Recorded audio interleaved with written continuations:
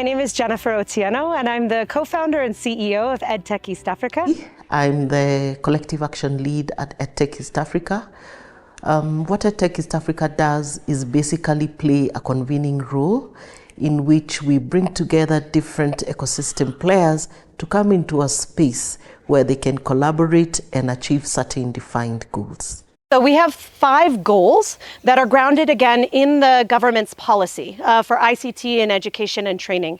The first goal is around foundational learning. So this is literacy, numeracy, and social emotional skills. Mluga is a multilingual, interactive, offline and online mother tongue based application that help young learners, even adults in rural areas, acquire basic literacy and numeracy using their indigenous language. The second is around skills for the future. So this is about how do we prepare young people to be able to thrive in a digital society, but also to be able to solve the problems of the future. We are developing a self-evaluation framework, which we will use to evaluate those products and see that the products match the skills and the skills match the jobs. EdTech ensures that displaced people are incorporated in the labor markets by building their skills.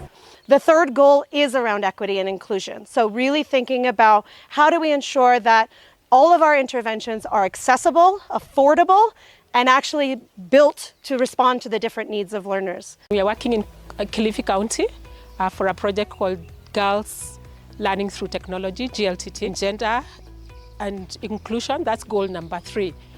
And why it's very important is that girls are left behind. Leaders of learning, so capacity building for teachers, parents, school leaders, and those that sit at sub-county and county levels. The CBC app is a tool that we designed specifically for teachers and school administrators to reduce the workload when it comes to assessment and report preparation. National Parents Association has a mandate to ensure that these parents understand that they have a big role to play in the learning of their kids by ensuring that they provide with them the necessities they require in school. And then the last is about digital infrastructure and enabling, and broadly an enabling environment. So really about evidence-based policy and reliable digital infrastructure as those support any of the other pieces to happen.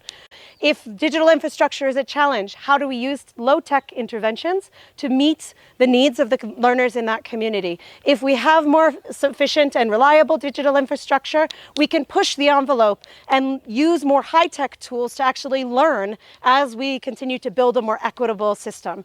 So collective action is all about a group of people coming together because they have a common agenda. I commit to leveling the playing field and making learning inclusive and accessible to all.